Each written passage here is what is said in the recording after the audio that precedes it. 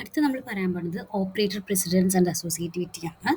അതായത് നമുക്ക് ഓപ്പറേറ്റേഴ്സിനെ കുറിച്ച് പറഞ്ഞില്ലേ, ഈ ഓപ്പറേറ്റേഴ്സ് പല പലതും ഒരേ ഒരേ ടൈപ്പുകളാണ്. അതായത് arithmetic, logical, relational, membership, identity അങ്ങനെയാണല്ലോ. അപ്പോൾ അതിൽ എല്ലാവരും ഒരു ഒരു ഒരു സ്റ്റേറ്റ്മെൻറ്റിൽ വന്നാൽ നമുക്കതിനെ എക്സ്പ്രഷൻ എന്ന് വിളിക്കാം. ഒന്നിൽ കൂടുതൽ ഓപ്പറേറ്റേഴ്സ് ഒരു ലൈനിൽ വരികയാണെന്നുണ്ടെങ്കിൽ, ഒരു സ്റ്റേറ്റ്മെൻറ്റിൽ വരികയാണെങ്കിൽ we can call it N expression. Mathematically നമ്മൾ അങ്ങനെ മാത്തമാറ്റിക്കൽ എക്സ്പ്രഷൻ എന്ന് പറയുന്നത് ഒരുപാട് ഓപ്പറേഷൻസ് ഒരു സാധനത്തിൽ ചെയ്യുന്നുണ്ടാവും. അപ്പോൾ അങ്ങനെ വരുന്ന സമയത്ത് നമ്മൾ രണ്ട് രീതിക്കാണ് അതിനെ ഇതാക്കുന്നത്. ഒന്ന് പ്രസിഡൻസ്, പ്രയോറിറ്റി, ആദ്യം ചെയ്യുന്നത് എന്ത് പ്രയോറിറ്റി ബേസിസിലാണ് എന്നുള്ളതാണ്. പിന്നെ അസോസിയേറ്റിവിറ്റി, അതായത് ഇങ്ങനെയാണത് ആ ഒരു ഓപ്പറേഷൻ നടക്കുന്നതാണ്. അതായത് അതിൽ നിങ്ങൾക്ക് കണ്ടറിയാം, ഈ ഒരു ചിത്രം കാണുന്ന സമയത്ത് നിങ്ങൾക്ക് മനസ്സിലാവും ചിലത് മാത്രം രണ്ട് കാര്യങ്ങൾ മാത്രം റൈറ്റ് ടു ലെഫ്റ്റ് ആണ്, ബാക്കിയൊക്കെ ലെഫ്റ്റ് റൈറ്റ് ആണ്.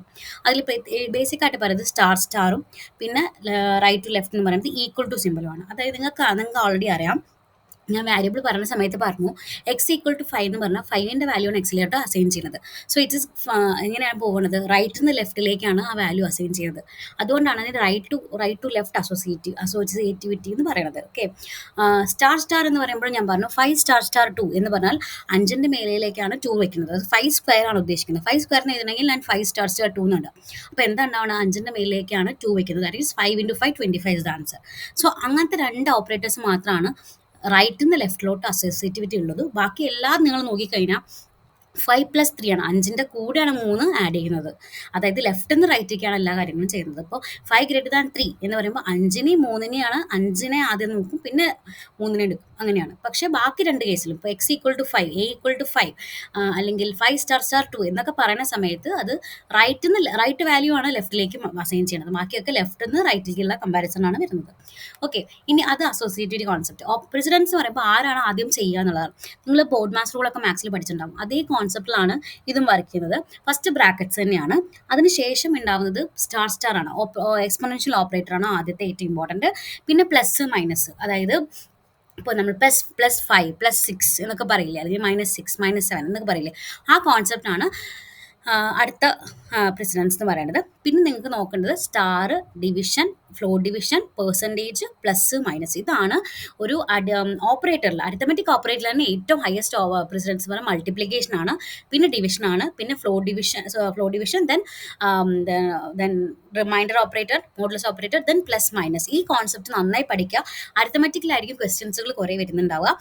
സോ ആദ്യം star, then division, then floor division, then percentage, then plus minus. നിങ്ങൾ തലയിൽ മനസ്സിലാക്കി വെച്ചിട്ടുണ്ടാവണം. അതിനുശേഷം ബിറ്റ് വൈസിൻ്റെ ഷിഫ്റ്റ് ഓപ്പറേറ്റേഴ്സുകളാണ്. പിന്നെ ആൻഡ്, ഓർ, നോട്ട്. അതായത് വരുന്നത് ഏതിലാച്ചാൽ നമ്മുടെ bit wise and, bit wise XOR, bit wise not, അങ്ങനെ ഓറും അങ്ങനെ പോകും കേട്ടോ. ഇനി അടുത്തത് വരുന്നത് ഏതൊക്കെയാണ്, മെമ്പർഷിപ്പ് ഓപ്പറേറ്ററും ഐഡന്റിറ്റി ഓപ്പറേറ്ററും. അതിൽ ഐഡന്റിറ്റി ഓപ്പറേറ്ററിനാണ് ആദ്യം പ്രിഫറൻസ്, ഈസ് നോട്ട്. അതിനുശേഷം നോട്ടിന് വരും. ഓക്കെ, അതിനുശേഷം മാത്രമാണ് റിലേഷണൽ ഓപ്പറേറ്റേഴ്സ് ആയ less than equal to, greater than equal to, double equal, not equal വരുന്നത്. അത് അങ്ങനെ തന്നെ പഠിച്ചിട്ട് പോകുക. ഇതാണ് അതിൻ്റെ ഓപ്പറേറ്റർ. എന്താ പറയുക, ഒരേ ലെവൽ, എല്ലാവരും ഒരേ പ്രസിഡൻസ് ആണെങ്കിൽ ആ ഓർഡറിലാണ് കാര്യങ്ങൾ കിടക്കുന്നത്. അതിനുശേഷം നോട്ട്, ആൻഡ്, ഓർ. അത് ഭയങ്കര ഇമ്പോർട്ടൻ്റ് ആണ്.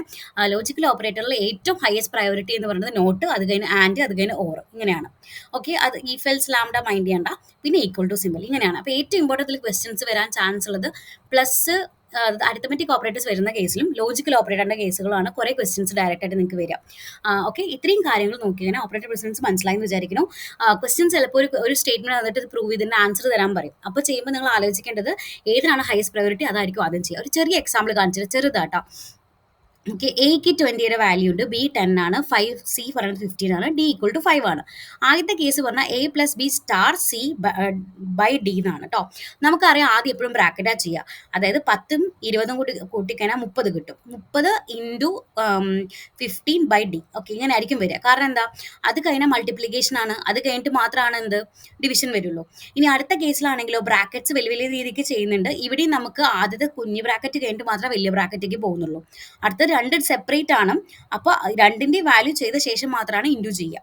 അപ്പോൾ ഇത് റൺ ചെയ്യുമ്പോൾ നിങ്ങൾക്ക് ആൻസർ കിട്ടുക 90 90 90 തന്നെയാണ്. കാരണം കോൺസെപ്റ്റ്സുകൾ പല രീതിക്കാണെങ്കിലും അത് എഴുതുമ്പോൾ ഓരോ രീതിയിൽ പ്രസൻറ്റ് ചെയ്തെന്ന് മാത്രം. ഓക്കെ, ആൻസർ സെയിം ആണ്, പക്ഷെ അത് ചെയ്യുന്ന രീതി വ്യത്യാസമുണ്ട്. ഇങ്ങനെയാണത് വർക്ക് ചെയ്യുന്നത്. സോ ക്വസ്റ്റ്യൻസ് ചിലപ്പോൾ ഇങ്ങനെയൊക്കെ വന്നു കഴിഞ്ഞാൽ നിങ്ങൾ ആൻസർ ഇട്ടിട്ട് അതിൽ ഇട്ടിട്ട് നോക്കിയിട്ട് ആ ടേബിൾ കറക്റ്റായിട്ട് പഠിച്ചു നോക്കുക. അതാണ് ഓപ്പറേറ്റർ പ്രസിഡൻസിനെ കുറിച്ച് സംസാരിക്കാനുള്ളത്. Thank you.